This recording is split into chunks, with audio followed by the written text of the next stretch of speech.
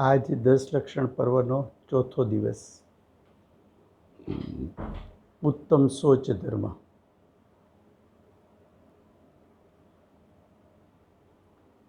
ઓમ નમોર્યંતાણમ નમો સિદ્ધાણમ નમો આર્યાણમ નમો વજ્જાયાણમ નમો લોહે સવસાહુણમ. મંગલમ ભગવાન વીરો મંગલમ ગૌતમો ગણી. મંગલમ કુંદ કુંદાર્યો જૈન ધર્મોસ્તુ મંગલમ. ઓમકાર બિંદુ સંયુક્તમ નિત્યમ જાયંતી યોગિના. કામદમ મોક્ષદમ ચેવ ઓમકારાય નમો નમઃ. અહો ઉપકાર જિનવરનો કુંદનો ધ્વનિ દિવ્યનો. જેના કુંદ ધ્વનિ આપ્યા અહો આ ગુરુ કહાનનો. તુજ જ્ઞાન ધ્યાનનો રંગ અમયા દર્શ રહો. ઓ શિવ પદ તક તુજ સંગ માતા.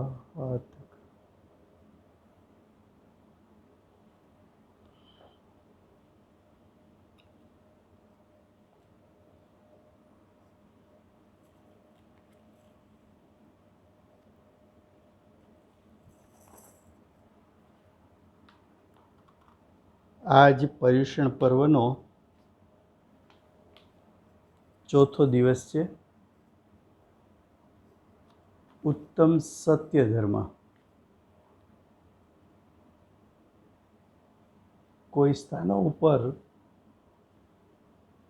ઉત્તમ શૌચ ધર્મને પહેલા લીધો છે, તો આપણે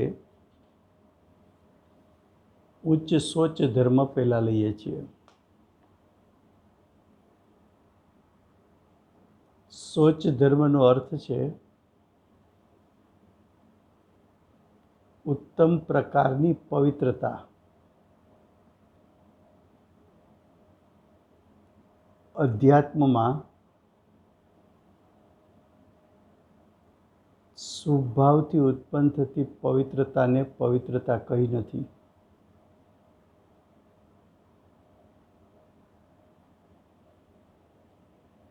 અધ્યાત્મ શાસ્ત્રમાં સમ્યક દર્શન, સમ્યક જ્ઞાન, સમ્યક ચારિત્ર એટલે કે જીવના શુદ્ધ પરિણામ. શુદ્ધ પરિણામને કારણે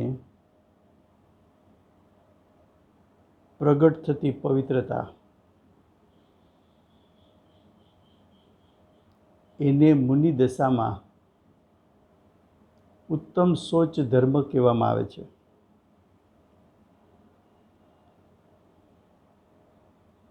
શૌચ એટલે પવિત્રતા. જેમને આત્મા સ્વભાવથી પવિત્ર છે, એનું યથાર્થ શ્રદ્ધાન થાય,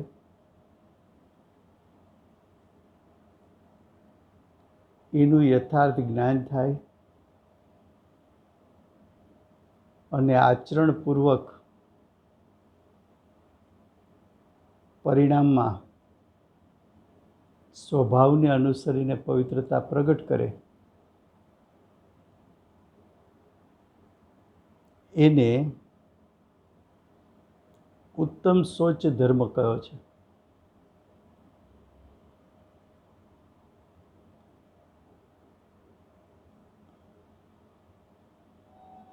અહીંયા શરીરની પવિત્રતાથી વાત નથી. અહીંયા બાહ્ય પવિત્રતાથી વાત નથી. જે સમ્યક દ્રષ્ટિ જીવ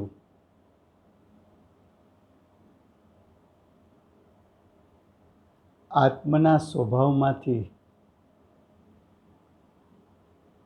પવિત્રતા પ્રગટાવે, શુભ અશુભ ભાવની અપવિત્રતાને ધોઈ નાખે.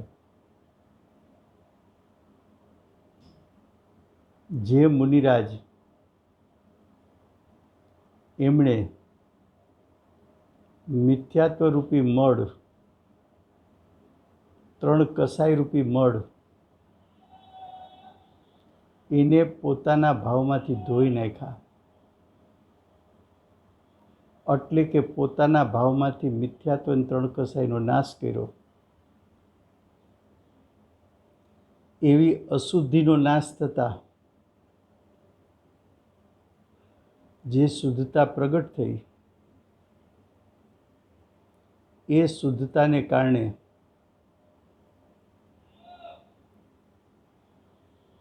આત્મિક સ્વભાવને અનુસરીને પ્રગટ થયેલું સુખનું સામ્રાજ્ય, શાંતિમય સામ્રાજ્ય, એમનું જે વેદન કરે એને ઉત્તમ સોચ ધર્મ કહેવામાં આવે છે.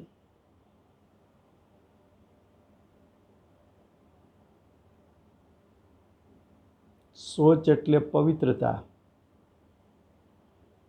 અને અશુચિ એટલે અપવિત્રતા.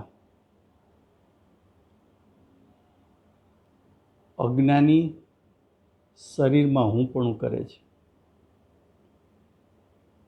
શરીરમાં હુંપણું કરવું એને અશુચિ કીધી. શરીર પ્રત્યે રાગ કરવો, દ્વેષ કરવો, એને અધ્યાત્મશાસ્ત્રોએ અપવિત્ર દશા કહી. જે જ્ઞાન ઉત્પન્ન થતાની સાથે જીવ અને શરીર એ બે વચ્ચેનો ભેદ જાણતું નથી, એ અજ્ઞાન એ અપવિત્ર જ્ઞાન છે.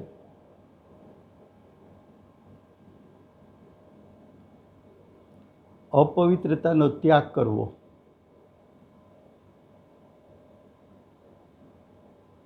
અને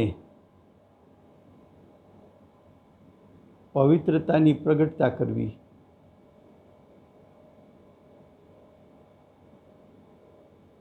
મિથ્યાત્વ, અવિરતિ, પ્રમાદ છોડવા, કારણ કે અપવિત્ર છે. એના સ્થાન ઉપર સમ્યક દર્શન, સમ્યક જ્ઞાન, સમ્યક ચારિત્ર પ્રગટ કરવા, એ પવિત્રતા છે. પુણ્ય પાપ આશ્રવ બંધ અપવિત્ર દશા છે. એના સ્થાન પર સંવર નિજરા મોક્ષ પ્રગટ કરવા, એ પવિત્ર દશા છે. પરમાં હુંપણું ને મારાપણું છોડવું, કારણ કે પરમાં હુંપણું ને મારાપણું અપવિત્ર દશા છે. પરના પરિણામનો હું કરતા છું, પરના પરિણામનો હું ભોગતા છું.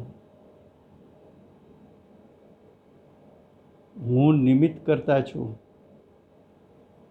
એ 3 પરિણામ અપવિત્ર છે, જેનું ફળ અનંત સંસાર છે. એને છોડવા, એને છૂટતા પોતાના આત્મ સ્વભાવમાં હું પણ સ્થપાય, પોતાના આત્મ સ્વભાવને અનુસરીને પ્રગટ થયેલા પરિણામ એનો ભોગવટો થાય અને નિમિત્ત કરતાપણાનો પણ ભાવ છૂટી જાય, તો એ પવિત્ર દશા છે.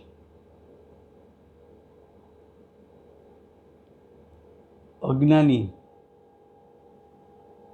પુણ્ય પાપને ઉત્પન્ન કરવા એને પોતાનું કર્તવ્ય માને છે.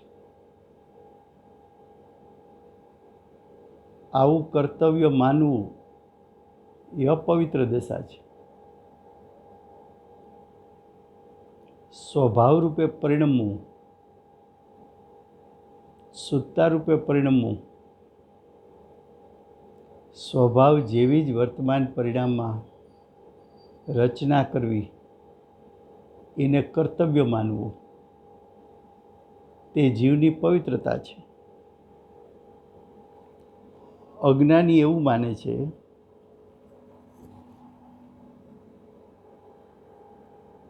કે હું શરીરને પવિત્ર રાખી શકું,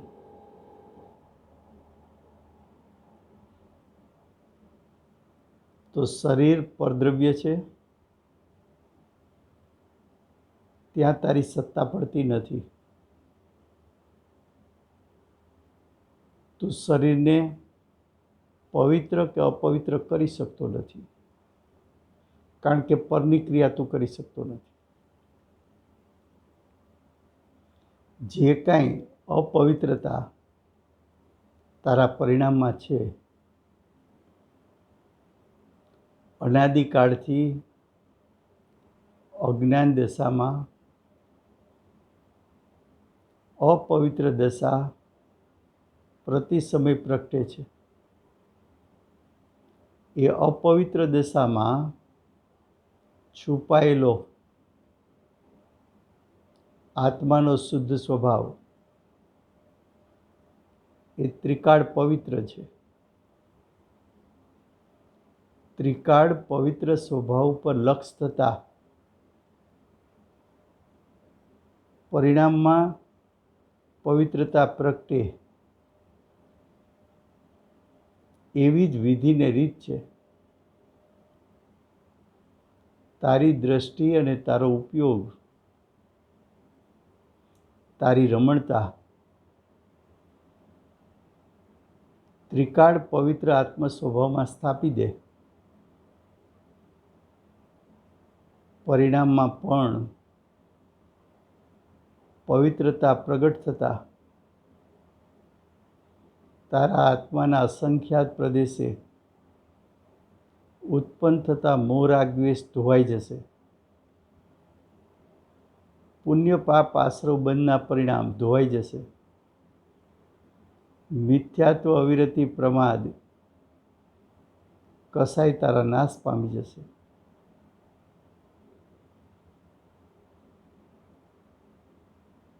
ચાર ગતિને ઉત્પન્ન કરનારા ભાવો તારી દશામાંથી નાશ થતા સ્વભાવ જેવી પવિત્રતા તારા વર્તમાન પરિણામમાં પ્રગટ થતા એ પવિત્ર દશાનો તને ભોગવટો મળશે. તો આજના ઉત્તમ સોચ ધર્મના દિવસે આત્માના પવિત્ર સ્વભાવનું ચિંતન મનન કરીને આત્મ સ્વભાવની પ્રાપ્તિ કરીને પરિણામમાં પવિત્રતા પ્રગટાવીને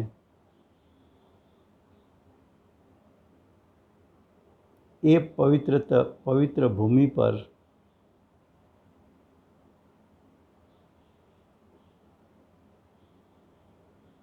જ્ઞાન દીપક પ્રગટતા તને મોક્ષની પ્રાપ્તિ થશે. આવો મુનિરાજને ઉત્તમ સોચ ધર્મ હોય છે. મુનિરાજે મિથ્યાત્વને ત્રણ કસાય એવી અશુદ્ધિનો નાશ કર્યો. એના સ્થાને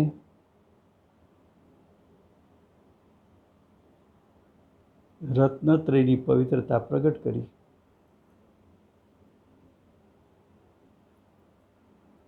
મુનિરાજ સવિકલ્પ દશામાં આવ્યા તો સવિકલ્પ દશામાં આત્માની પવિત્રતાનું ચિંતન મનન કરીને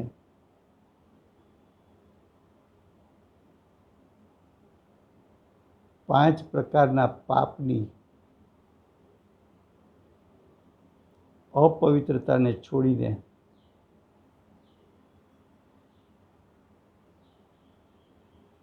शरीर प्रत्ये मध्यस्थ थईने शरीर प्रत्ये मोह गाड़ी दईने 10 प्रकारना परिग्रह प्रत्ये मोह गाड़ी दईने मोह गड़ी जता आत्म स्वभावमांथी पवित्र दशा प्रगट थता ए पवित्र दशा आत्माना असंख्यात प्रदेशे जीवना पुरुषार्थने कारणे प्रगट थई। हवे आत्मना असंख्यात प्रदेशे फरी पाछी एवी अपवित्र दशा क्यारे प्रगट नहीं थाय एवो पवित्र धर्म प्रगट मुनिराजने होय छे। एने उत्तम सोच धर्म कहेवामां आवे छे। हवे आपणो बीजो विषय चाले छे 47 शक्ति। एमां आपणे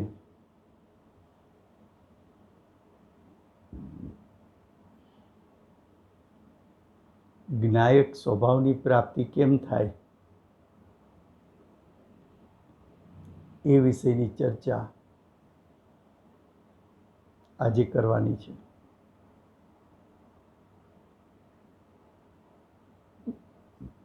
गई काले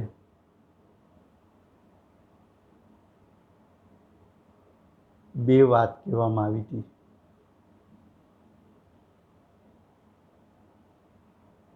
कि ज्ञायक ने ग्रहण करने के लिए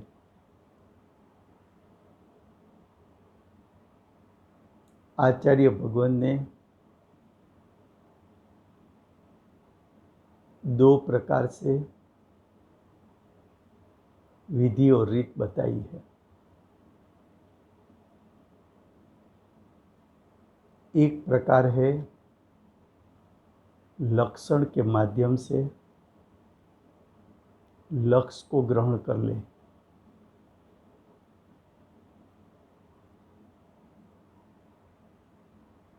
आत्मा का लक्षण आत्मा के गुण को लक्षण कहा।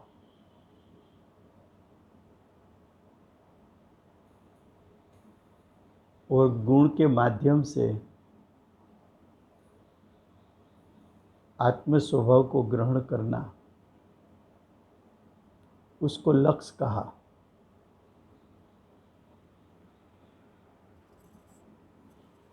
आत्मा में अनंत गुण है। अनंत गुण आत्मा की सत्ता में अभेद है। आत्मा की सत्ता में अनंत गुण किसी ने अभेद किया नहीं है। अनादिकाल से आत्मा का स्वरूप ऐसा है, स्वरूप है, किसी ने बनाया नहीं है। जो है उसको बनाए कौन?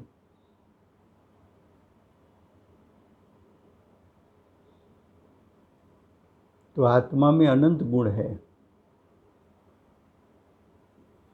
अनंत गुणों के लिए ज्ञानियों ने अनंत गुण को 3 विभाग में बताया कि गुण के 3 प्रकार है। सामान्य गुण,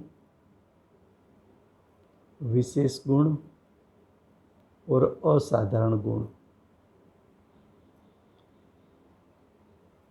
आत्मा में सामान्य गुण अनंत, विशेष गुण अनंत, असाधारण गुण भी अनंत। जिस प्रकार आत्मा में सामान्य, विशेष और असाधारण गुण तीनों अभेद है, एकत्वपने हैं,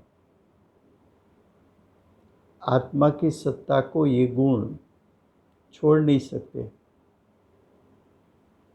आत्मा की सत्ता में से ये गुण बिखर नहीं सकते। ऐसा अनंत गुणात्मक आत्मा का स्वरूप है। ऐसा ही स्वरूप छह द्रव्यों का है। सभी द्रव्यों में सामान्य, विशेष, असाधारण गुण अनंत अनंत है। वो अनंत गुणों की उसमें अभेदता है।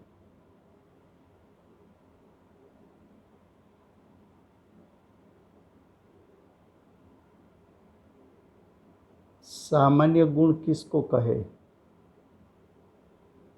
तो कि छह द्रव्यों में सामान्य गुण समान होते हैं।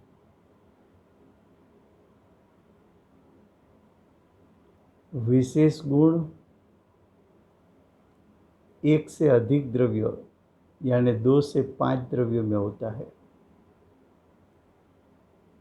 उसको विशेष गुण कहते हैं। जैसे कि आत्मा को अरूपी कहो तो अरूपीपना 5 द्रव्यों में है, तो अरूपी गुण विशेष गुण है। क्रियावती शक्ति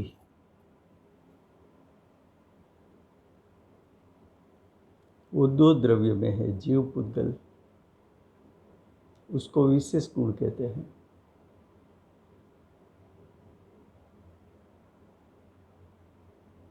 तो सामान्य गुण 6 द्रव्यों में होता है, विशेष गुण 2 से 5 द्रव्यों में होता है। असाधारण गुण प्रत्येक द्रव्य में अपना अपना होता है।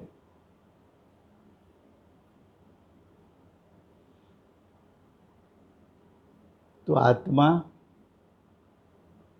सामान्य, विशेष और असाधारण गुण 3 प्रकार के गुणों का सामर्थ्य वाला है।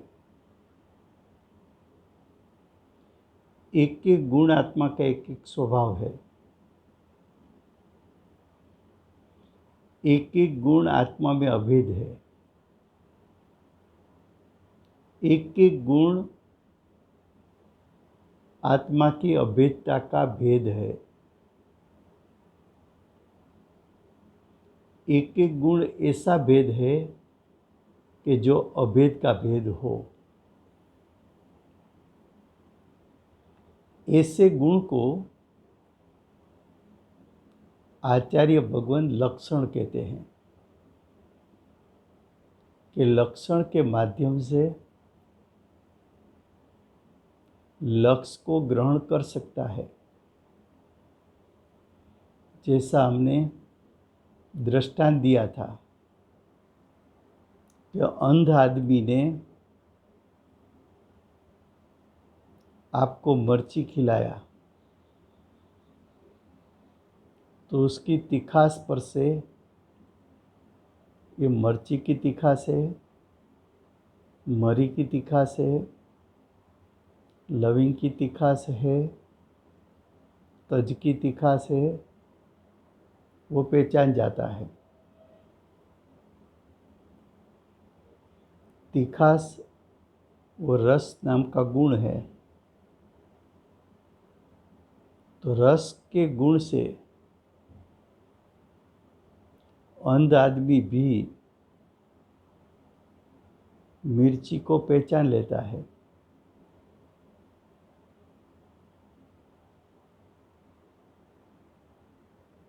दरेक द्रव्य में अनंत गुण है, लेकिन तू पदार्थ को पहचानने के लिए उसके दो तीन गुण का परिचय करके चीज को पहचान लेता है। उससे तेरा प्रयोजन चल जाता है। जैसे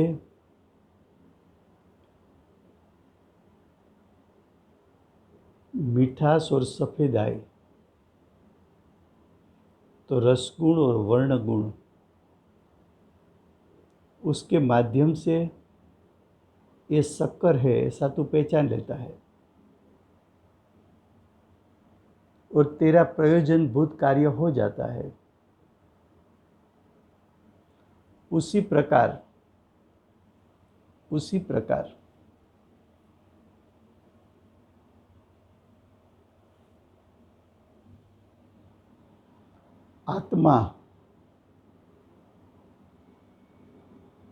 आत्मा को तुझे पहचानना है, तो आत्मा को कैसे पहचानेगा? तो उसके गुण के माध्यम से।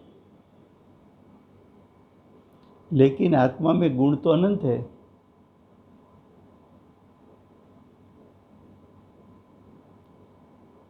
अनंत गुण में से कौन से गुण के माध्यम से मैं आत्मा की पहचान करूं? तो क्या आत्मा के असाधारण गुण से तू पहचान कर? क्यों? तो कि सामान्य गुण तो तेरे में जैसे सामान्य गुण है ऐसे दूसरे द्रव्यों में भी सामान्य गुण हैं। विशेष गुण, तो विशेष गुण भी एक से अधिक द्रव्यों में है।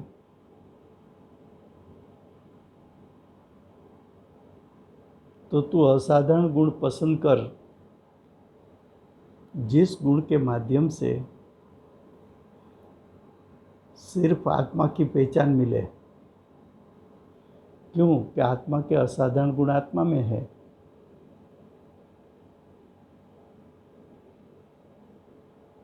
अब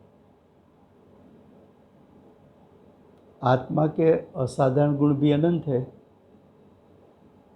तो आत्मा के कौन से असाधारण गुण को मैं पसंद करूं? तो कि अनंत आत्मा के असाधारण गुण में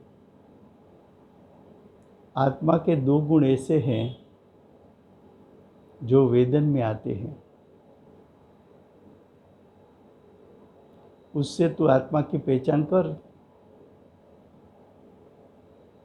तो आत्मा के वेदनभूत गुण ज्ञान और सुख है। उसके माध्यम से आत्मा के ज्ञायक स्वभाव तक तू पहुंच जा।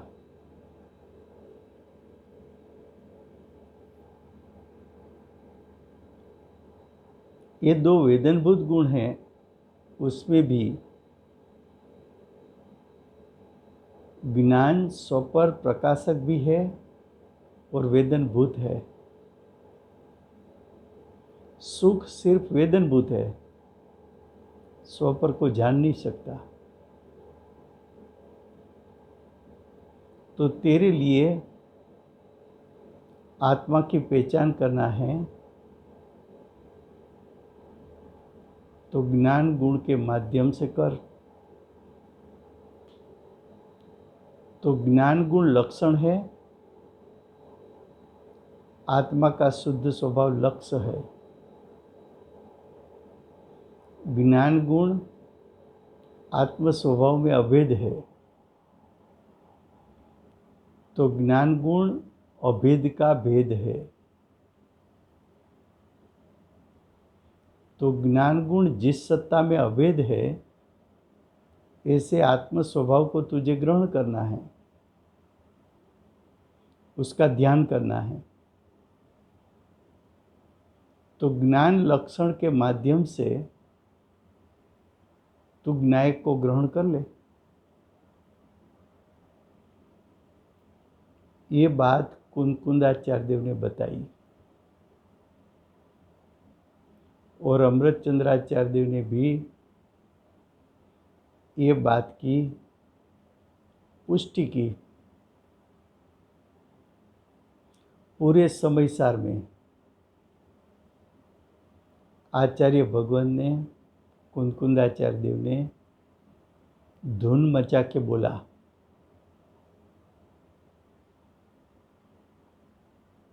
कि आत्मा का लक्षण ज्ञान है, आत्मा का लक्षण ज्ञान है, आत्मा का लक्षण ज्ञान है। ज्ञान के माध्यम से तो ज्ञान को ग्रहण कर सकता है।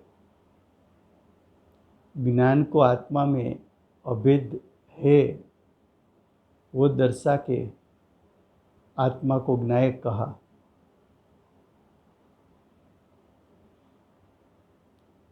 तो ज्ञान के द्वारा ज्ञान को ग्रहण कर ले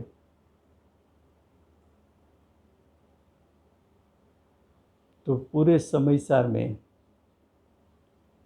ज्ञान ते आत्मा, ज्ञान ते आत्मा, ज्ञान ते आत्मा, ज्ञान ते आत्मा ऐसी धुन मचाई।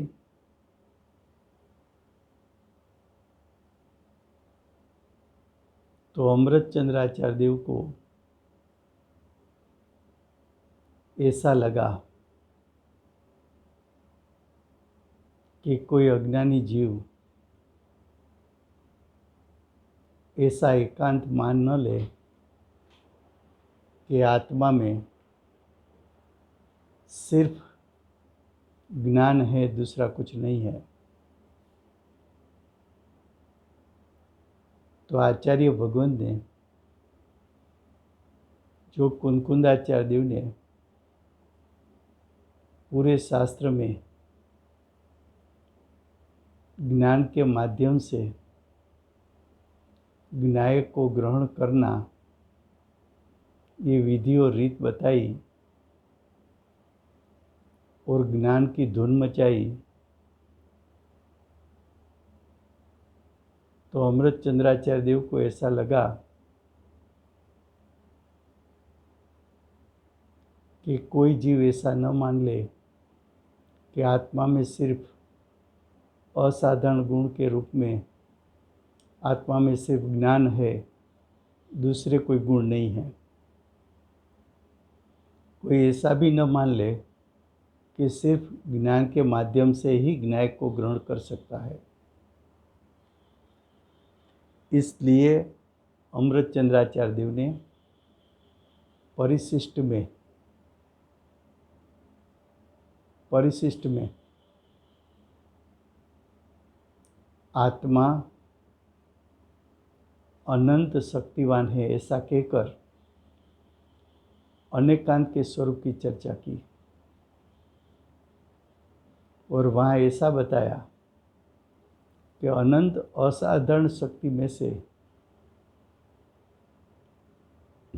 प्रयोजनभूत 47 शक्ति का वर्णन किया कि जो 47 शक्ति का वर्णन शब्द के माध्यम से हो सकता है, उसका अर्थ ये नहीं कि आत्मा में सिर्फ 47 शक्ति है। शक्ति तो अनंत है, आत्मा अनंत शक्तिवान है। आत्मा को अनंत शक्तिवान कहना, उसका अर्थ आत्मा अनेकांत स्वरूप है और आत्मा अनेकांत स्वरूप है तो उसकी एक एक शक्ति आत्मा में अभेद होने के कारण एक एक शक्ति के माध्यम से तो ज्ञान को ग्रहण कर सकता है। तो अमृतचंद्राचार्य देव ने जो कुंकुंदाचार्य देव का हृदय था कि लक्षण के द्वारा लक्ष्य दर्शाने का, वो बात कायम रख के अधिक में ये कहा कि ये 47 से 47 शक्ति के माध्यम से तू ज्ञान को ग्रहण कर सकता है ऐसी आत्मा में अनंत असाधारण शक्ति है। प्रत्येक शक्ति लक्षण है। प्रत्येक शक्ति के माध्यम से तू ज्ञान को ग्रहण करके आत्मा की अनुभूति कर सकता है। इसलिए आचार्य भगवान ने परिशिष्ट में अनेकांत का स्वरूप दिखाकर वहाँ एक प्रकरण 47 शक्ति का लिया। अब जो एक विधि और रीत ऐसी बताई कि ये एक एक लक्षण है, एक एक शक्ति है, वो शक्ति है तो भेद, है तो व्यवहारनी का विषय।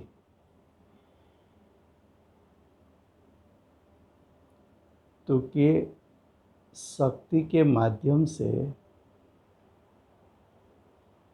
शक्तिवान ऐसा ज्ञायक कैसे ग्रहण होगा? तो कि जब शक्ति के माध्यम से शक्तिवान तक तुझे पहुंचना है तो लक्षण को भी तुझे गौण करना पड़ेगा। जब लक्षण यानी भेद गौण होगा तो अभेद सत्ता का स्वीकार होगा। तो देखो, आचार्य भगवान ने दो नहीं बताई, एक शुद्ध नहीं, उसका विषय बताया आत्मा का त्रिकाल शुद्ध स्वभाव, जिसको ज्ञायक कहने में आता है। और व्यवहारने का विषय भेद बताया। भेद दो प्रकार का बताया, एक गुण भेद और दूसरा पर्याय भेद। भेद दिखाने का प्रयोजन भेद के माध्यम से अभेद तक जाने का था। तो आचार्य भगवान ने पहले से बता दिया भूमिका की गाथा में कि व्यवहारने का विषय गौण है, शुद्धने का विषय मुख्य है। तो व्यवहारने का विषय गुणभेद, आत्मा उसमें ज्ञान दर्शन चारित्र आदि गुण है, वो एक एक गुण लक्षण है। वो लक्षण को गौण करके लक्ष्य को मुख्य करके भेद की तुच्छता करके अभेद का महिमा करके भेद को गौण कर दे, अभेद को ग्रहण कर ले। जैसा आपको स्टेयरकेस पे स्टेप चढ़ना है तो स्टेप के माध्यम से ऊपर जाना है, तो स्टेप को ग्रहण करना है कि छोड़ना है? तो कि ग्रहण करके छोड़ना है। तो स्टेप नहीं छोड़ेगा तो प्रथम मजले तक नहीं पहुंच पाएगा। स्टेप को ग्रहण नहीं करेगा तो भी प्रथम मजले पर नहीं जाएगा, और उसको छोड़ेगा भी नहीं तो भी प्रथम मजले पर नहीं जाएगा। तुझे भेद को ग्रहण भी करना है और भेद को ग्रहण करके छोड़कर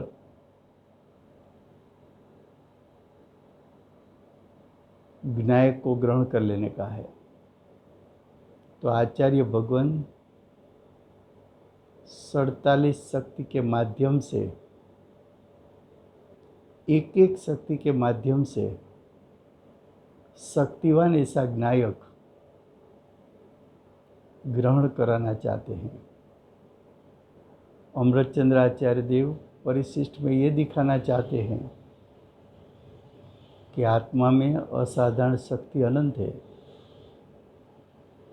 प्रत्येक शक्ति आत्मा का लक्षण है। प्रत्येक शक्ति आत्मा का लक्षण होने के कारण उसके माध्यम से लक्ष्य को तू ग्रहण कर सकता है। तो देखो, 47 शक्ति का अभ्यास करना है, तो वहाँ शक्ति का अभ्यास करना है कि शक्ति के माध्यम से शक्तिवान को ग्रहण करना है। सिर्फ शक्ति का अभ्यास करोगे और प्रयोजन भूल जाओगे तो भेद में खड़े रह जाओगे, अभेद की प्राप्ति नहीं होगी। और अभेद की प्राप्ति नहीं होगी तो आपको सम्यक दर्शन ज्ञान चारित्र प्रकट नहीं होगा। क्यों? तो कि अभेद का ग्रहण करने से जीव की सत्ता में रत्नत्रय की प्रकटता होती है, संवर निजरा मोक्ष की प्रकटता होती है, शुद्ध और वितराग परिणाम की प्रकटता होती है, आत्मा का परिपूर्ण शुद्ध स्वभाव पर्याय में प्रकट हो सकता है। लेकिन तू भेद में अटक जाएगा तो तुझे विकल्प उत्पन्न होगा। भेद ध्यान का विषय नहीं है। भेद ध्यान का विषय है कि अभेद ध्यान का विषय है? शक्ति ध्यान का विषय है कि शक्तिवान ध्यान का विषय है? अंश ध्यान का विषय है कि अंशी ध्यान का विषय है? अवयव ध्यान का विषय है कि अवयवी ध्यान का विषय है? भाव ध्यान का विषय है कि भाववान ध्यान का विषय है? एक एक गुण स्वभाव है, स्वभाव ध्यान का विषय है कि स्वभाववान ध्यान का विषय है? लक्षण ध्यान का विषय है कि लक्ष्य ध्यान का विषय है? एक एक धर्म ध्यान का विषय है कि अनंत गुणात्मक ऐसा धर्मी ध्यान का विषय है? तो ध्यान का विषय शक्तिवान है, भाववान है, स्वभाववान है, गुणी है, अभेद है, एकत्व स्वभाव है, वो ध्यान का विषय है। तो तुझे शक्ति के भेद में आना भी है। आने के बाद जब स्वभाव ग्रहण करने का आता है तब तुझे शक्ति के भेद को छोड़ना भी है। इसलिए आचार्य भगवान ने परिशिष्ट में 47 शक्ति का प्रकरण रखा है। इस प्रकरण आप शक्ति की मुख्यता से नहीं पढ़ेंगे, लेकिन शक्ति की महिमा करके उससे अनंत गुणी महिमा शक्तिवान की करके शक्ति के भेद को छोड़ के शक्तिवान को ग्रहण करके उसका ध्यान करके आपको आत्मा की अनुभूति करना है।